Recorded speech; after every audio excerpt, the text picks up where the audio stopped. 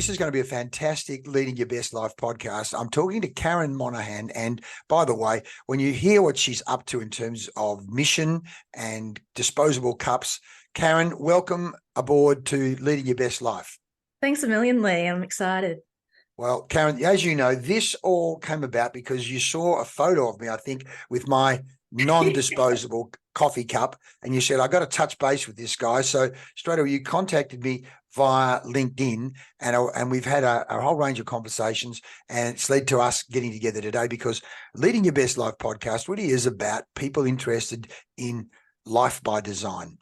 Designing the future, so the best way to predict the future is to create it. And clearly what you're doing with your whole life, but particularly with this project that we want to get into, is life by design, future by design. So I'm looking forward to bouncing around. But Karen, tell us a bit about your background. Where has Karen Monaghan come from? What's been your journey to get to where you are today? Yeah, well, Karen Monaghan was Karen Maxfield back in the day. And I was the middle child. And so I was thinking about this beforehand. And my father always says to me that as the middle child, what I did was read the environment and looked for the resources that I needed to get to where I wanted to be. I was also an opportunities manager and a little bit of an entrepreneur from a very young age, so kind of selling lemonade on the side of the street when I was allowed to. One thing I've learned later in life, I was really programmed not to ask for any financial support for me. I can ask for it for anyone else, but that's a challenge that I'm working through at the moment as a founder. So I kind of grew up, I guess, problem solving to find what I needed. And I grew up to be a very independent child. I moved out early, lived on my own. I did nursing. I was inspired to do nursing because I had to support my brother who got into some drugs, and I was sitting up with him overnight, making sure he didn't OD. And I think I've always had that practical, definitely heart, always in what I've wanted to do, but also what do we need to do to make sure that we can get to where we want to be, that this person's safe as we get there, all those kinds of things along the way. So I think I was kind of purpose-driven from a very young age. And I have over life grown to be that kind of entrepreneur, but until more recently, the description would be an intrapreneur. So I would be identifying and delivering new opportunities for others mostly. Okay, so in terms of either study that you've done and career, different types of organisations you've worked in, give us a bit of background there. Okay, well, I don't have any qualifications. So I nearly finished nursing, but went to go skiing in Europe and worked as a chalet girl in France, one of the best times of my life. And offered a job there and realised I didn't want to mix work and play. So it was a good lesson in life balance, like that was for me, Karen Monaghan, of my own energy myself, but that it wasn't my work. And so I ended up working in the UK. I couldn't earn enough as a nurse's aide. I hadn't finished my registration. I would get £1.70 an hour at that time. Wow. And so I got a job as an assistant to an investment manager, and basically because I had been studying my nursing through college, so I had like maths, etc. But he thought, you're an Aussie, you're traveling on your own, you've just worked in France, you don't speak French very well. You can probably have a crack at anything. And so I guess that was my first sense of, yeah, I can, And so I actually, I was oblivious to it. And this has been a bit of a thing in my career of kind of finding ways forward through unknowns, but not realizing I was living through an unknown. So because I'm visionary. So I have a vision, I can hold the vision and I can move towards it. And it's very clear to me. I can see it, taste it, touch it, feel it. And so at that time, I was working through Big Bang, which is when the UK stock market went from trading on the stock market floor to trading on screen. So here's this Aussie nurse that's just been working as a chalet girl in France, who's speaking to Guernsey and Jersey and all this sort of stuff, placing deals that are then checked with me, etc., and like reconciling records and all that kind of thing, but not making decisions about it. When I came back to Australia after a couple of years, I thought I'd go back into nursing because I loved it. And I've never had any regrets about studying nursing. I use principles from nursing every day. But I decided to go to some agencies and see whether what I'd done in the UK was useful here. And then I learned that I'd actually been trading through Big Bang and that Australia was about to go through that major transition. So I was offered several jobs. And fortunately for me, instead of going into like the back, well, I can't even remember what they call it, but it's like back of house where all the trading kind of admin's done. I got plenty of great jobs offered to me there, but I went into a HR team in a stockbroking firm, and where I was working with a stockbroker there to manage their, not manage, but administrate their internal superannuation fund. And in my typical way, I figured out how to do that simply and easily, and then took on payroll and a couple of other things as well. So I ended up doing the work of 3 people. My manager from there went to, I won't go through my whole career, but these are some early pivot points. So my manager from there went to National Mutual and group head office. So National Mutual is large international insurance company, but group head office only had about 100 people in it. And in my role there, working with expatriates, where I was bringing the experience from the UK of working with South Africans in Guernsey and Jersey, etc., I was engaging with the most senior level in the organisation. So I saw how decisions were made and how fast they're made at that level if you give them the right information in the right way and build trust. So I saw how long it can take to build trust and how easy it is to destroy. Yes. Wow. What a story. Well, first of all, I've got a kind of theory that nurses are incredible people, and that the resilience factor, we've got a number of nurses in our pod squad. I call it Nurse Rachel. But I go way back to, I remember in my swimming squad, Joanna Stross's mum, Mrs. Stross, was a nurse. And I just saw this strength in this nurse, because I realized they see life, birth, death, blood, guts, all sorts of situations they deal with. And as Nurse Rachel said, and my friend Al Marsh's wife, Helen, is such a calm dude, no matter what going on. They're nice, calm, and decisive. So now I'm generalizing incredibly, but as you say, their families. Yeah, well, that's right. That's right. Well, that's all we see. Home. That's right. That's it. That's right. How much chocolate they eat and how much alcohol they drink and how many cigarettes they smoke, I don't know. But certainly in terms of resourcefulness, resource states, managing their own mind and managing their own energy and emotions, nurses, it's not dissimilar to, it's a battleground. I'm thinking, an emergency department in particular. Yeah. So you've clearly shown all of that adaptation and resourcefulness, and as you say, whether it be 20 years ago or even today, my daughter, go Aussies overseas. It really is a growing, and the personality of the Aussie and the resourcefulness of the Aussie is appreciated overseas. Yeah, and I think we approach that with humility generally, because we don't own it. It's genuine humility. Yep. So like when I went to ski overseas, I'd been skiing here since I was 4, but I didn't believe that I would be able to ski well in Europe when I went there. But Aussies learn to ski on ice and in bump fields that you can't get out of. And we're skiing over bluffs and edges and all those sorts of things. So yeah, what I found when I went to Europe was actually I was right up there with the others. Yeah. They were just bigger and wider and more comfortable.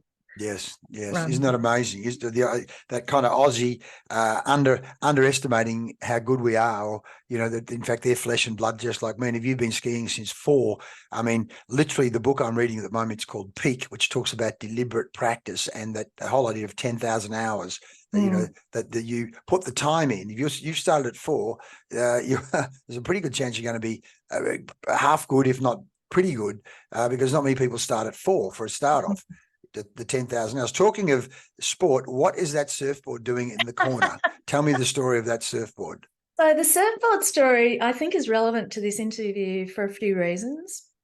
So because we're talking about life, I'll talk about that first. So when I turned 50, I had a major transition in my mindset and consequently in my life as well.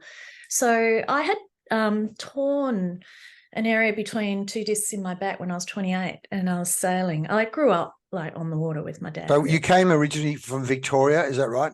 Is that Sydney originally. Oh, you came from Sydney. Grew up mostly in Victoria, but yeah, my dad sailed and windsurfed and all those sorts of things. So I was exposed to all of that. Anyway, I hurt my back sailing when I was about 28, and it really wasn't problematic for me until I had kids. And then every now and then my back would go out, and in a big way. And when I turned 50, I was just leaning over one day. It hadn't happened for about 2 years. I was leaning over to brush my teeth and I fainted. And before I fainted, my brain told me that I was about to be in a whole lot of pain, but I hadn't felt it yet. It was like the words came into my head first, and I woke up knowing that I'd done my back.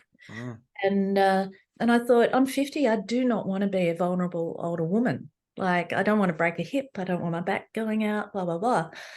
So I'd always been sporty, but I decided to get fit in a more strategic way and really build my core, etc. And I created what I also have kind of developed as a brand, but a way of speaking about it, and I called it Life Part 2. My folks are in their late 80s now, or my mum is. My dad's a bit younger. And they're both really fit and well. They'll probably live till, 90s, 100, and I have that in my family. So I'll probably live till I'm 100. So I thought, I've got another 50 years. I could do it. I've done a lot in the first 50 years, and I can probably do a lot of that again and other things. I could still learn a language. I could live overseas. I can do all of these things. So how do I make sure that I'm strong and independent enough in every area of my life to be able to do that? And so then I started to do I'd already been kind of deliberate in my career choices, more about where do I want to work and what sort of work do I want to do.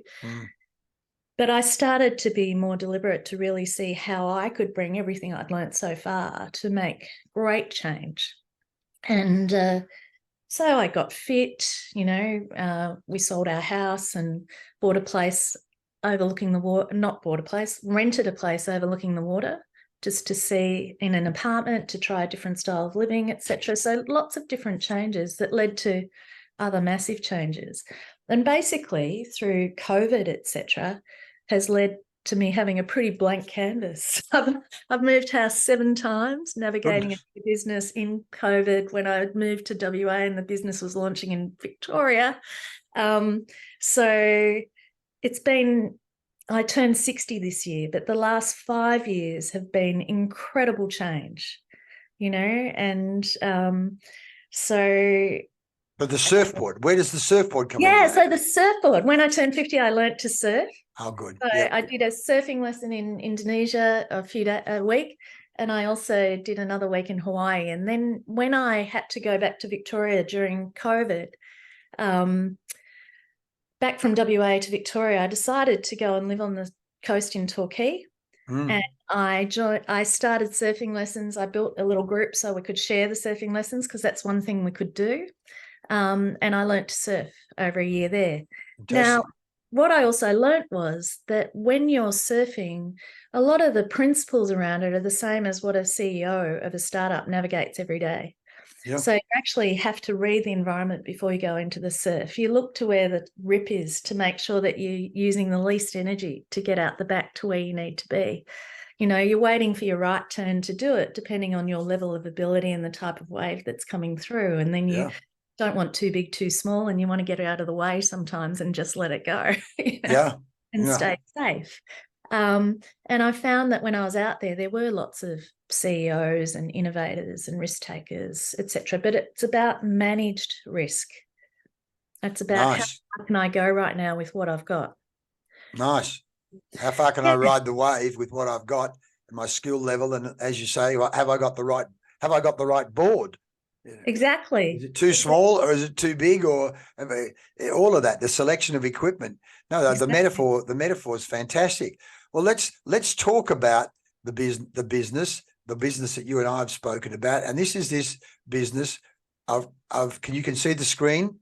Yep. This is your website. Tell us, why did you call it Our Kinds? And tell us about Our Kinds. And if you want me to move through the site, I'll do that. But tell us firstly, where did the name come from, and what's going on with this website, and what's going on with this business?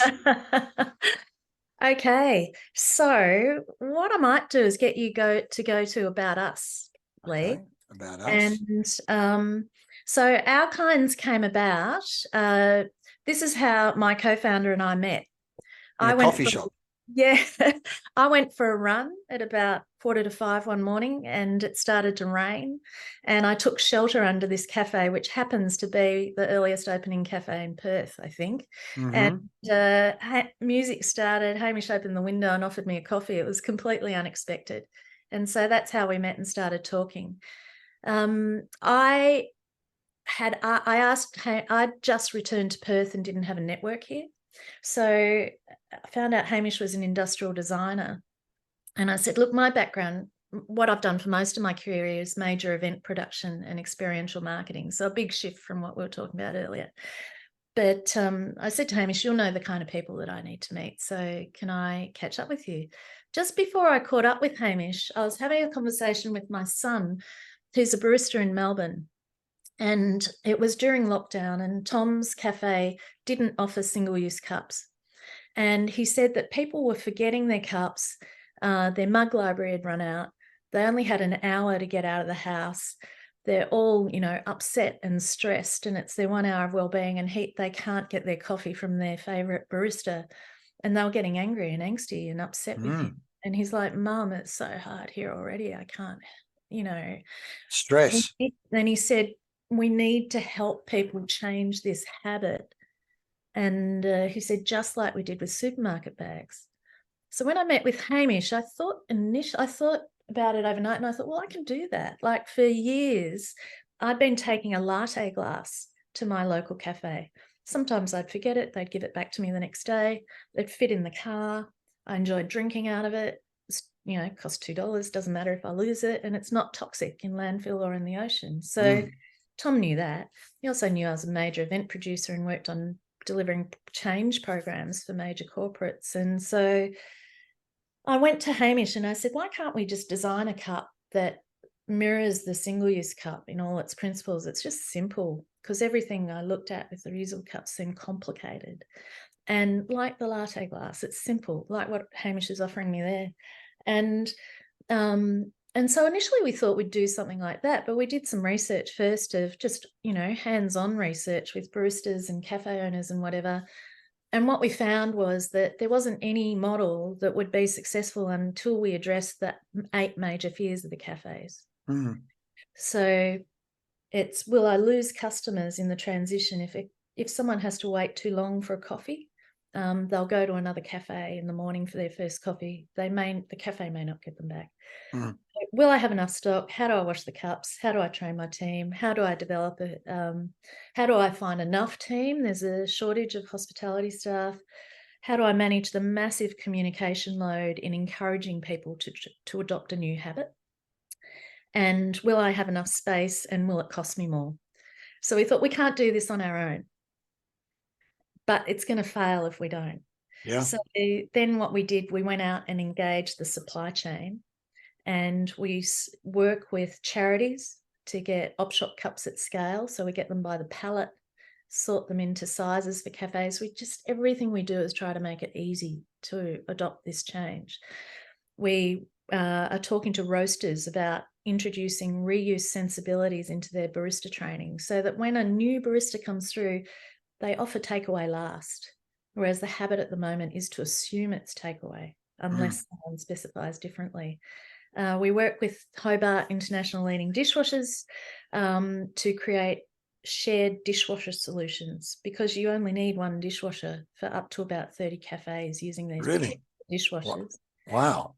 And the dishwashers, just to show some of the big strides we can take with small changes, the dishwasher we have costs $15,000. That's too much for one cafe. But if you're sharing that in Freo, like we do, and we only do it with a few at the moment because we have limited resources, so we just do small trials to see if things work. That can wash 25 cups in 60 seconds, completely dry. So that can service lots of cafes in a day. We can recruit a coffee concierge through a disability service to pick cups up from cafes, wash them and return them back, and deliver them back in real time so that they don't need to hold a lot of stock in the cafe.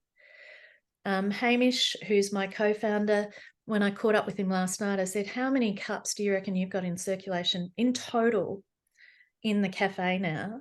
Now, he does over 1,000 coffees a week. He's got 700 cups. They're split between jars that also hold muesli and soup and things like that, and cups. So it's very little. He would otherwise use over 50,000 single-use cups and lids in Goodness. a year. 700 cups. It's pretty outstanding, isn't it? Oh, So look, yeah. corner store, he's been 100% reuse for 12 months now. Wow. Because I think, the insanity, every morning I'd see at our coffee shop, Little Sup, the bin is full of disposable cups every morning. I'm just going, this is crazy that every day bins all around Australia and the world are being filled up with these cups. So that's why I'm so supportive of what you're doing. Talk about join the movement. So from a business point of view, but how do you stay afloat? Where does the money come in? What's the business model there? Because it's all very well being a great charity, but as I say, even the Salvation Army needs to make money, because you can't go, you have to have money to stay afloat. So what's the model? How does this work? It's unashamedly commercial. So unless we built sustainability principles into this with everything, including financials, it wouldn't be successful. It wouldn't be sustainable. So initially we've got to where we are right now through investors. Mm-hmm. So my first investor was someone who invested with me previously, and we've raised nearly $400,000 to run the trials we have over the last 2 years. Fantastic. So, and our existing investors, we've got 5, they're sophisticated investors and they invest in milestones. So I let them know what we're doing next, and I let them know how we're going. And they really feel a part of it. We'll probably do a crowd fundraise soon, but I'm trying to build awareness so that when we do that, we do it fast, because a lot of these things are really, really resource hungry. I've done a crowd fundraise before. Mm-hmm. And it took 9 weeks and it was grueling. You live it every day for those 9 weeks. So they're really useful. They help to build a movement. And I think it's a really important part of the investment sort of sector now. And it's absolutely growing. And anyone can get involved in that from $100 up. Fantastic. And will they see a financial return, or this is just they're investing for a social cause? No, they will see a return over time. So we've got a subscription model, which is as low as possible for cafes, because that's where all the costs of the transition are. People think that if a cafe is not having to buy single-use cups, they'll save money. Well, they will on that for sure.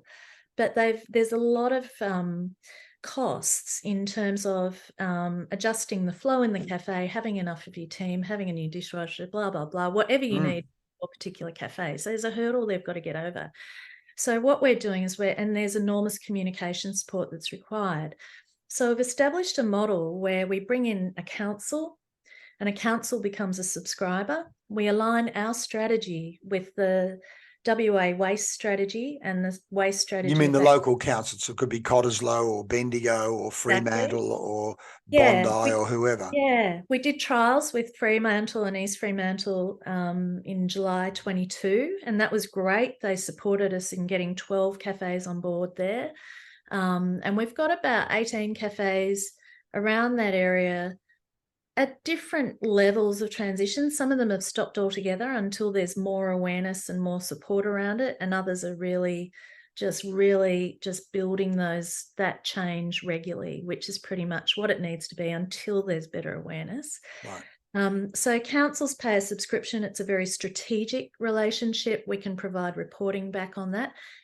We've signed up Murdoch University. And with Murdoch University, again, I work with their communications team to build awareness of it all on campus. And then we can clone that model for other universities. And we've also signed up YMCA in Victoria as a corporate subscriber. They have 85 venues. The vision of the CEO is to get all of those venues to 100% reuse. At the moment, I'm engaging with all of the middle management, not all, the middle management that are relevant to this change, to brief them all in, get their feedback on what they require, etc. Then we'll model it out together. We'll get councils on board around those venues, and we'll start to create that change with YMCA. YMCA are then in 120 countries around the world. What we're doing and the way we've approached it actually acts on 14 of the 17 UN Sustainability Development Goals, because we hit the waste production and consumption hard, and it's all measurable. We create new employment, new training for people with disability. We're collaborating with Indigenous communities. We're saving water, we're saving energy. We're improving financial sustainability for cafes, and we're doing it all in partnership. So in terms of what we're doing, we can provide reporting back to corporates who can come on as corporate subscribers, sponsor cafes, sponsor elements into the system, and councils. And that's kind of what makes it all work. So our initial target was 10 councils, 100 cafes, 1,000 corporates. So for every one council, 10 cafes, 10 corporates supporting each cafe. That is starting to prove itself now. And our modelling next year, we look to raise about $7 million through subscriptions, through corporate alone. And that's less than 0.5% of corporates in Australia. Now, when we go into a city building, which is what we're working towards at the moment as well, we go into a building with a building owner, anchor tenants in the cafes, and in some buildings up to 50 tenancies in that building, all of whom can have a corporate subscription, and all of whom can then model that out around their offices around Australia and around the world. So everything we're doing is about design. It's about supply chain redesign right down to the individual, and it's about supporting this new reuse habit. So Pia, I can't think of this, Pia Turchinov, who was one of the founders of Venture X HQ, which is all about supporting female founders. When I ran Pia through our pitch deck, she said, you need to add in that you are creating a new habit for the world. And that's our vision. We want to eliminate these cups globally. A new habit for the world. Yeah. That's wow. And look at your energy is just flowing down the Zoom camera here. Your energy, your enthusiasm, your passion. As Zig Ziglar says, you know, sales is a transference of emotion. I can feel your energy and your passion and your resourcefulness. But the great thing is it's packaged in and around commercial language. You've talked about pitch deck, and clearly there's a business plan. You've talked about milestones. So is this your expertise or people on your team, or talking about the team, or where was it? All these people you've got on your team here, the expertise you've got, and by the way, artist, business advisor, clearly the business plan, you put those financial milestones in there and all these great brains. How did you recruit these people? Where did they come from, all of these fantastic people? Well, you know, one of my part of my own IP now is I've got an incredible network. And that started when I was working for Oz Stereo in Canberra in a PR role, and I had an incredible general manager who, once I had once again kind of got my own role spinning along, so I almost didn't have to touch it, he had me deputising and going off to be on committees, etc., for him for things that were happening in Canberra. I got them to meet the most amazing people. My husband at the time too had bought into a business in the press gallery in Parliament House. So I was very, very well connected around Canberra through work and also socially. And I'm good at nurturing relationships. So when I have new ideas, concepts, problems to solve, etc., I go out to experts. Now, one of the things I learned from being CEO of a startup, I was a CEO of a different startup through COVID. And with the investment, I had just a few people working towards this. But when we had problems that were sort of outside of our expertise. We didn't have any resources to deal with that. So I've taken a different approach. What I've done is I've built a team of very senior people who I grab small bites from here and there. So I might pay someone $500 an hour for their expertise, but then I have interns and graduates, etc., in roles that feed up to that. So an example of that is, if I'm not sure if Sarita is on that page, I don't think she is, but we haven't updated our website for a long time.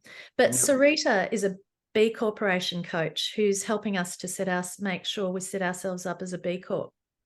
And so Sarita meets with Josh, who is on there. He's a graduate from Curtin Uni. Yep. So just on the left, straight Josh Dorst. Yep. Yeah. Now, Josh isn't actually working with us at the moment. He'll come back when we get some more resources and we're at a different stage. But Josh came in and he'd meet with Sarita about once a week, once a fortnight. She would brief him in on what's required next. He'd pull together policies, etc., recraft them according to our sector, work with me on it. They'd go back to Sarita. When we did our first impact assessment for B Corporation, which is when you see how you're acting against the things you say you'll do, 5 pillars, which are environment, people, community, your governance, your financial sustainability, etc. You have to get 80 to be accredited as a B Corp. We got 78, and that was when we only just started.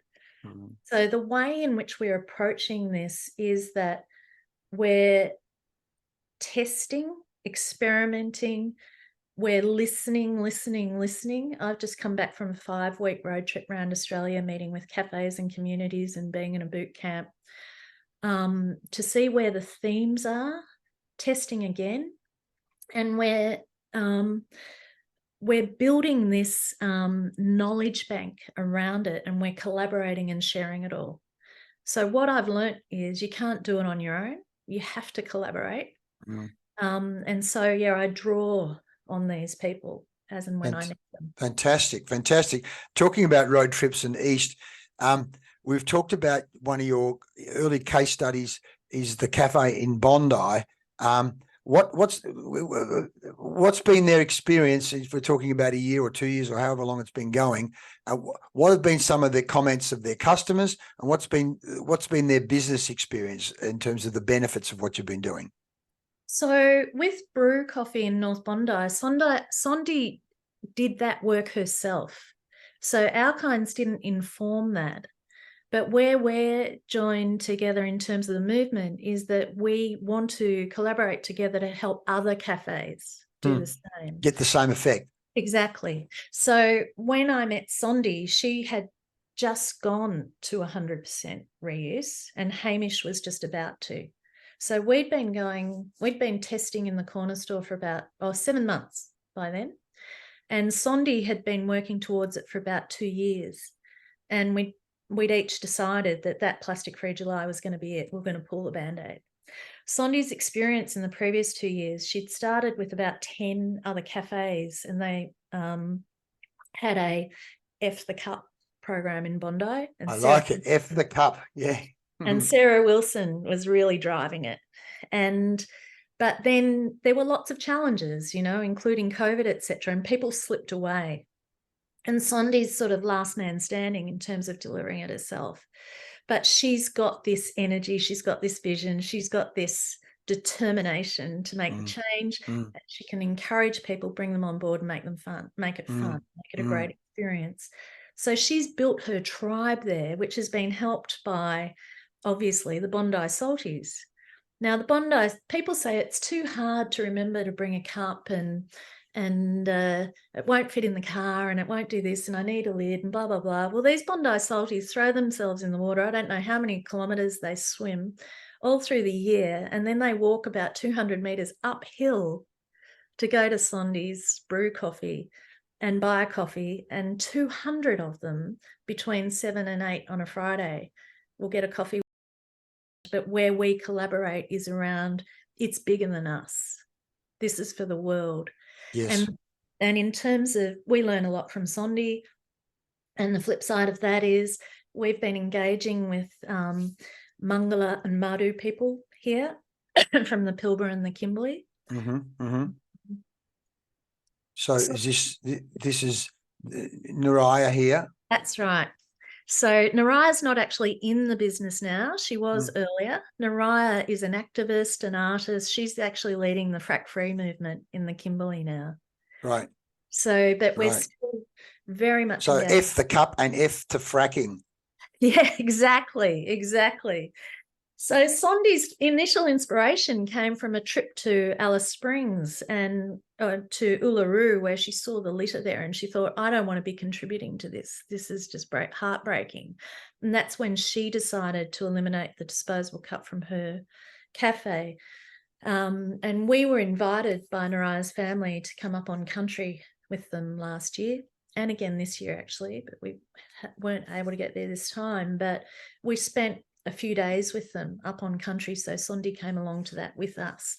And in our kinds, we've got 5 values we actually live by, and one of them is grounded. We respect the earth on which we live and the people who live here.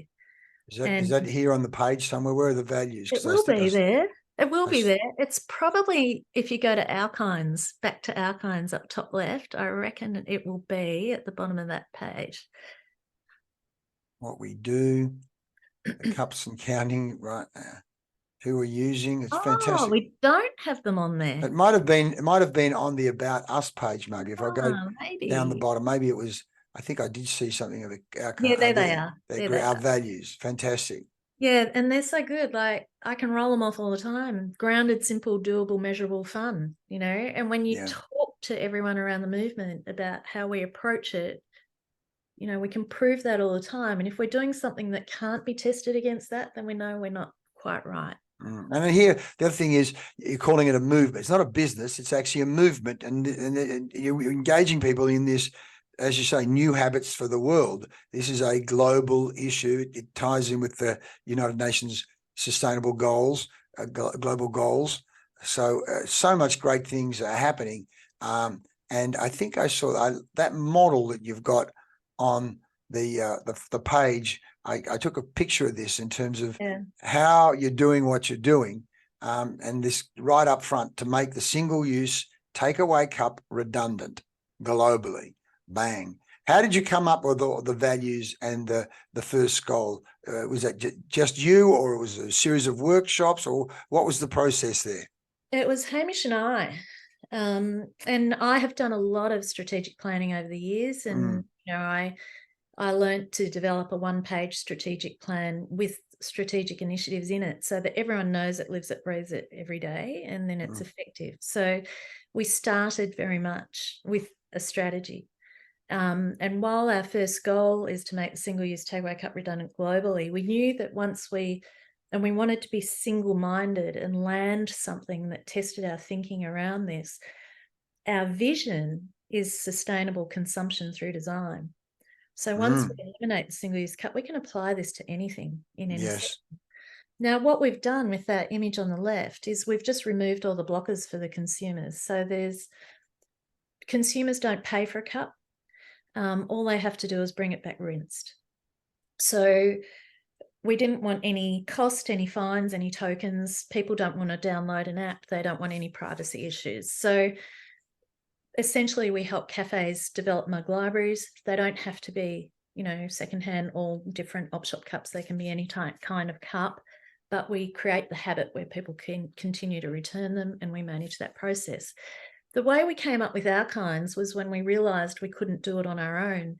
We kept talking about, well, you know, our kinds of people, our kinds of projects, our kinds of partners. Like, are we going to have some no-go zones, for example? So that's where the our kinds kept coming up. We went, it's our kinds, you know, and it's all kinds. And it's meant to be expansive, you know. We don't want to be white-anting anyone. In fact, if there's businesses that, you know, really need to make an enormous shift in their business practices now, and are wanting to make that change genuinely and have the right bold leadership to do it, and say mining, for example, then this is one small area where we could help them, you know, and just one thing. It's a bit like a painter painting a room in a house. You see the other 3 walls that need to be done. When people Once you've meet with started. me and they see I never use a single-use cup, but they see then how that's then applied to the rest of my life, where I never buy plastic. And so, yeah, it's just that one thing leads to another. Fantastic. Well, let's talk about that, because we talk a lot about our kinds of the business. Let's talk about you. Talk about your daily routine, some of the rules that you live by. If we're talking about life by design, leading your best life, well, let's start with what actually motivates you, Karen. What if we said what motivates Karen Monaghan? What motivates you and why? I like landing stuff. I like getting stuff done, and I like that to improve people's lives. My overriding passion is to solve homelessness. All right. Wow.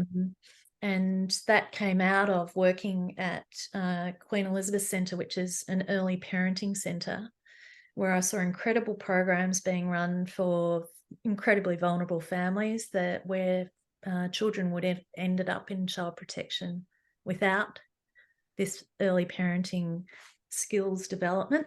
That then led on to supporting them in these families in, finding work or study or whatever. They're all everyday life skills where if we grow up in a, resilient families, we don't have to, we grow up learning these things.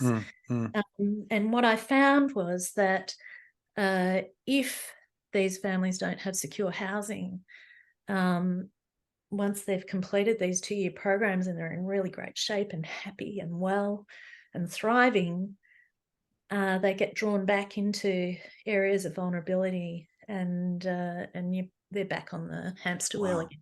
Wow. And some of this can be overcome easily, and so that has been sitting with me since then. It's not something that's particularly easy to do. So what I'm, wanting to do is really reinvent my own financial independence through doing this, which I can do very well. I've got all the skills to do this. When we land Our Kinds, I will go onto the board of Our Kinds and build and support the team from there. And then I would love to have a look at the housing situation. Wow. They talk about you're reminding me of the Matildas and the soccer team. They talk about the why. It wasn't just let's try and win the World Cup. It's the bigger why. They talk about a bigger why, the bigger why of empowering women, being role models, expanding the sport, taking the sport. So it's like you've already talked about here. I think I talk about milestones, investing in milestones that you clearly you've got a range of milestones within the business plan of Our Kinds to then your own personal life as to what that might look like. So if we saw you in 5 or 10 years' time, that might be you in and around the homelessness, landing homelessness, as this whole language of landing, like landing a plane, landing the next milestone, landing the business. I like that. In terms of languaging. In terms of your day, how does your day look? What time do you get up? What do you do in the morning? How does your day look? And I suppose they're not all the same day, but as a routine, as a discipline, tell me about Karen Monaghan, the routine. I'm an early bird. How early is early? What do you mean by early? Varies probably by about an hour in summer and winter, but any time from about 4:45. And what I have learnt over the years is because I have a super active mind, I've had to be very disciplined in creating space. And what I find too is I'll put things that I need to solve into background. So I do that quite deliberately.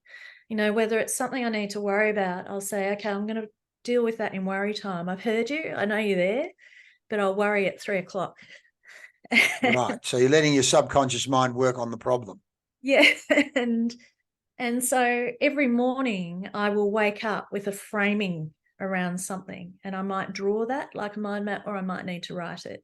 And I never really know what that will be. So in the morning I wake up and I exercise first, and that might be yoga, it might be going for a swim, it might be a walk or run.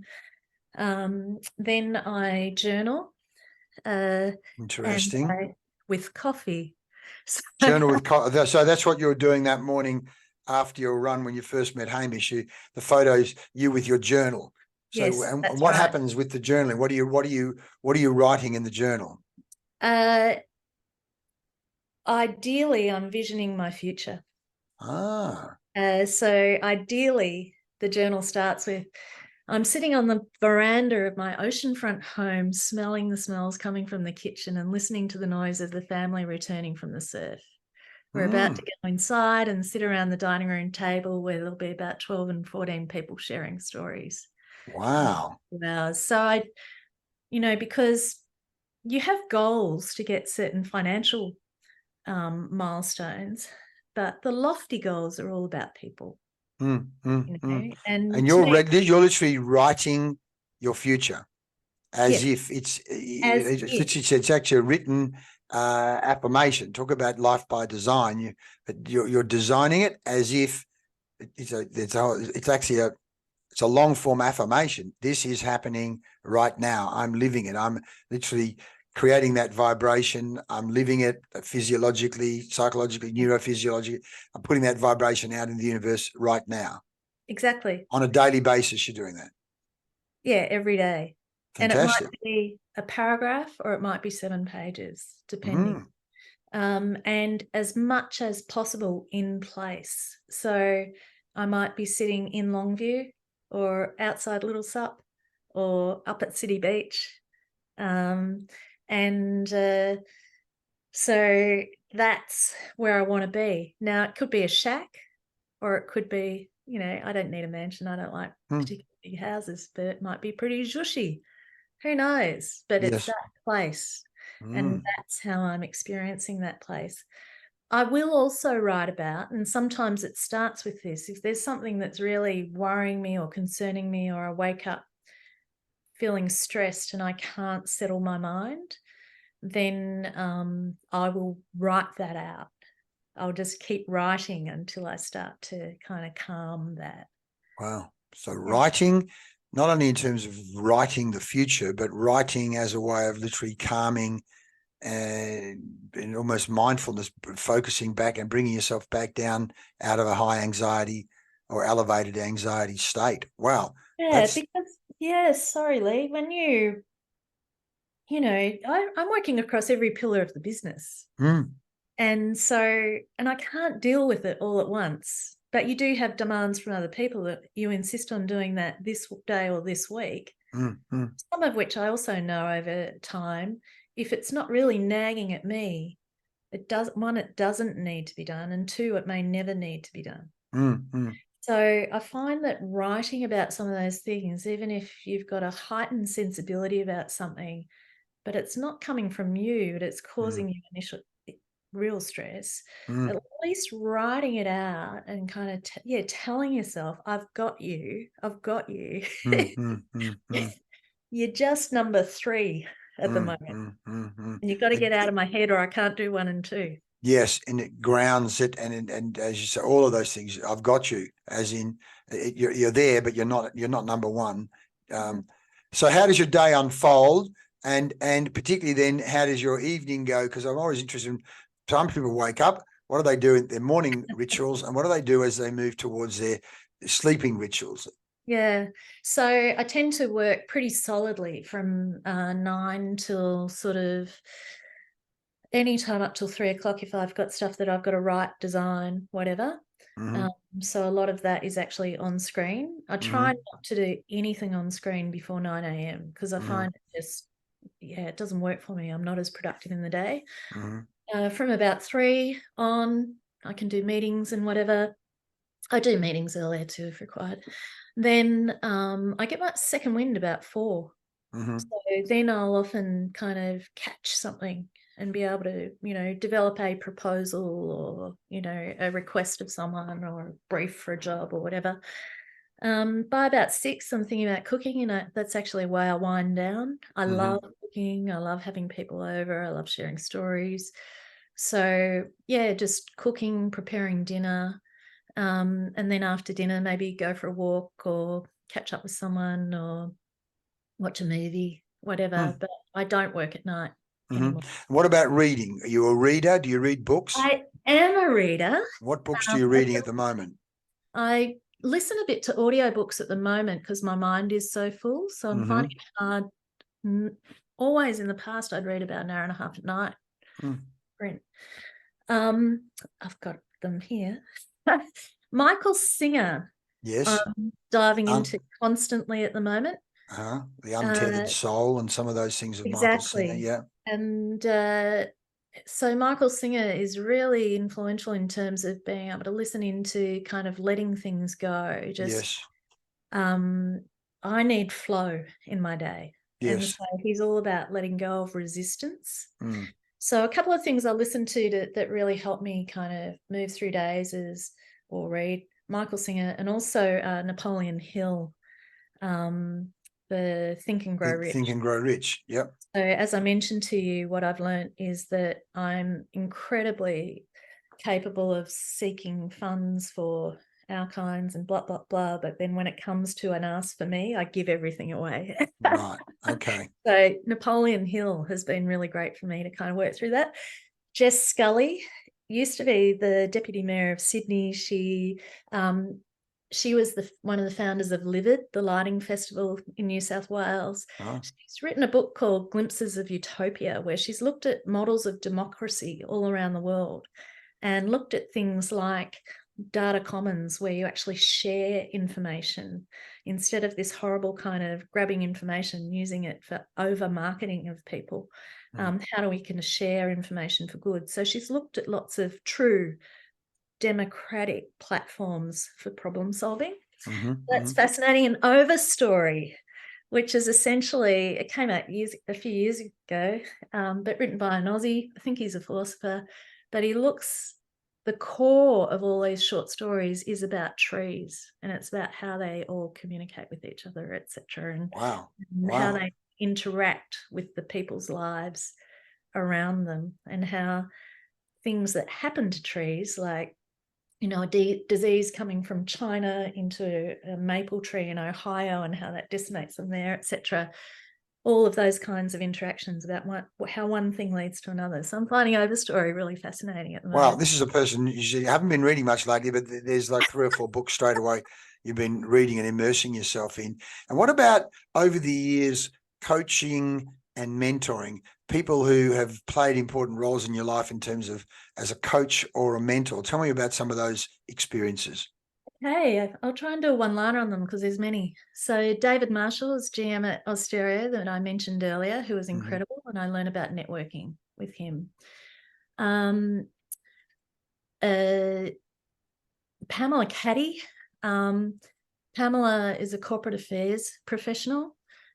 She used to be sort of head of corporate affairs for Ansett back in the day, was there when it went under, the National Bank, etc. Really understands kind of the political system and corporate. And everything I'm doing, I work right up to the policy space. And Pamela did some really great work with me, helping me when I was working in production agencies, understanding and engaging with teams differently. And she really flipped how because I'm visionary, ideas driven, quite organic in the way I work, when I would bring work into production companies and be, the client's voice, I could find it really challenging to be dealing with technical directors and the finance folk and whatever that just wanted to shoot it down. And she helped me reframe all that. So now and it really has informed our kinds. So I go into meetings saying, tell me all the problems. Tell me all the problems. Because then you fast track your way through them and then they're ready to hear about the innovation. I had Julie, I can't remember her surname, but I came to, she taught me really helped me work out when it was time to leave. I had a job I was really enjoying at one stage. We were doing enormous transformation. I had the support of the board, but the CEO was worn out. And I just realised we weren't going to be able to move it forward and it was time for me to leave, which was a real shame because I was leading Which is a great example of, we talk about CEO energy and leadership energy, that they think sometimes they float above it all and that their energy has no impact and that the work is actually done at the operational level. But I literally did a podcast the other day about a CEO who's essentially floating above and not, and I've said to him over the time, mate, you are the heartbeat. You need to actually express your energy impacts. But we see this time and time again where, if the CEO energy or managing director energy is not there, even yesterday I was talking to a guy who said, the managing director doesn't like meetings, so we don't have team meetings. Well, you can just imagine how productive that organization is. Bob doesn't like meetings. Oh, really? Well, Bob is on the wrong planet, mate. Talk about optimizing the performance. They're doing okay, but again, the thinking, the energy of the leader, of course, has a profound impact. They don't float above it all. So give me one or two other mentors or coaches that you've been exposed to. Pivotal, Christy Russell. So Christy's in Melbourne, and Christy is an old friend of mine, and she has been a C-level coach for 30 years now. And she used to test her new tools on me that never ever coached friends. It was like a boundary for her. Yes. But I knew she was a tough coach. I knew she would hold you somewhere. Yes. And not like put her arms around you, because a lot of coaches are like, you're going to be okay, and they kind of build you up like that. But sometimes you need your nose rubbed in it, because it's your behavior. Yes, I literally did a podcast this week on the come to Jesus meeting. There's a client I'm going to have a come to Jesus conversation with, because this guy, I've bent too much. And, if your coaching program loses its integrity, in other words, it's a bit like going to the gym saying, look, I want to get fit, but I don't want to do push-ups and I don't want to do sit-ups and I certainly don't want to do that bloody treadmill thing. But other than that, I'll pretty much do anything, particularly if it involves laying down and closing my eyes. You just go, and if the coach goes, okay, no problem, we can do that. Bullshit. It's like, no. And not only that, to come to Jesus, mate, you want to do A, B, and C, but you're doing everything that actually stops you doing A, B, and C. It's time to stop the delusion. Let's call you on your own bullshit. Yeah, exactly. So I contacted Christy in COVID. So I had come over here with a new relationship from Melbourne. The board of the startup I was leading supported it. I was happy to travel. My family are there. I was going back about every 3 weeks. We were ready to launch in two schools, a gym and a childcare centre, when COVID hit. Wow.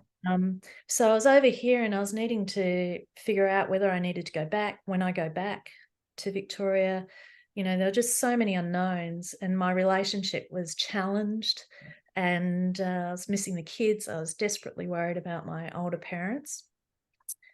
And what do I do about this business? It really needs to be in people's lounge rooms. There was an app to introduce parents to share childminding.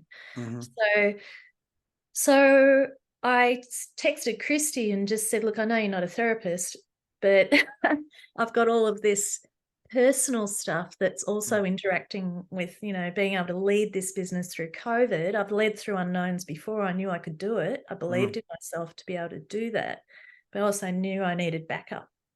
And everyone was scared at that time. Often when you're facing a challenge, you've got other people around you that are okay, they're in a good place. But right then, nobody knew what was going to happen or anything. So Christy, I joined up, I started working with Christy, and it was just fundamental.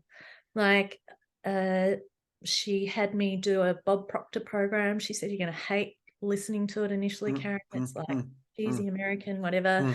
I promise you, once you do this, you'll do less work, not more. They're faster and leaner.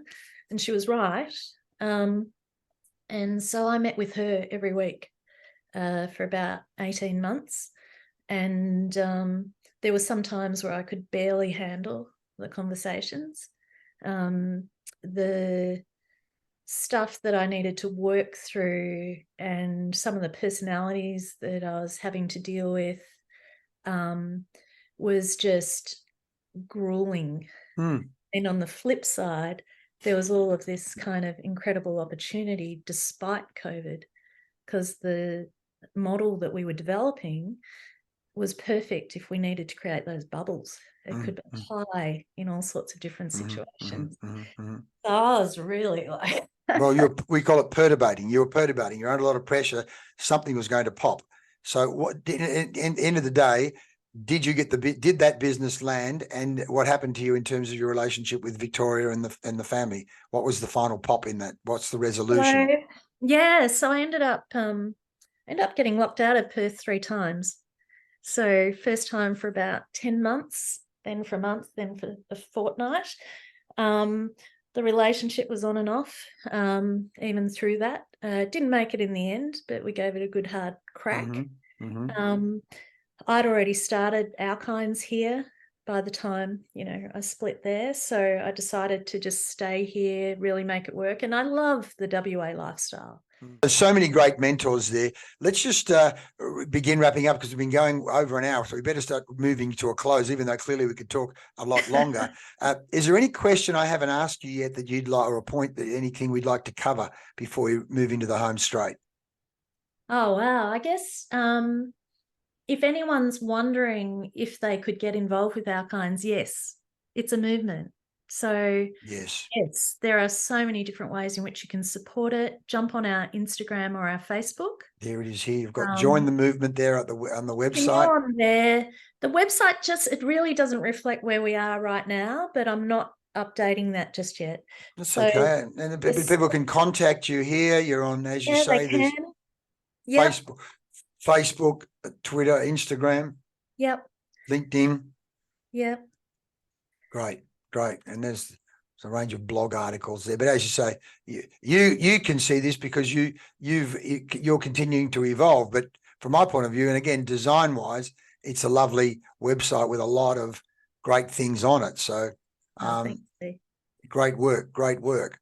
So people want to get involved, touch base via any of these mechanisms, the contact form, the join the movement, the Instagram, the LinkedIn, the Facebook. That's fantastic, Karen. Mate, there's so many great things you've talked. I mean, I've got notes here. Purpose-driven entrepreneur, deliberate in my choices, visionary. I can see it. I can taste it.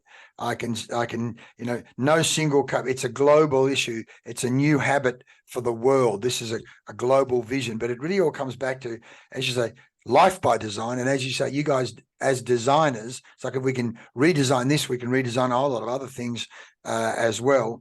And you talked about pivot points, times and milestones. I love that point where you talked about investing in milestones, like what's the next milestone we need to invest in, and your language around landing things, and also your language in and around journaling, as if you're writing a letter from the future to the now, which is just beautiful. So, Karen, thank you so much for your time. We're talking about leading your best life. You've given a whole range of fantastic tips here today. And, whatever we can do to support you with Our Kinds, we certainly will at Pod Squad and what I do. I mean, in terms of the depression situation, we have our men's mental health group called it Blokes Talk Beachside. The next meeting is on Monday night. And again, our vision there is that'll happen in surf clubs all around Australia, where guys get together and talk and get mechanisms to be able to actually deal with their depression, knowing that, as we say, 40% of men have never even spoken about their mental health or their internal world to anyone. So we're creating a safe place for guys to talk about where are they at, what's bugging them, what's on their shoulders, what rocks are they carrying that they need to let go of. Yeah, it's so important. So yeah. Karen, thank you so much for your time, and we'll stay in touch and share this. This will go out, and it's going to be really useful for men and women, no doubt about it, what you're talking about here. Thanks for your time today, Karen. Thanks, Leigh. Bye. All the best. Bye. Thank you.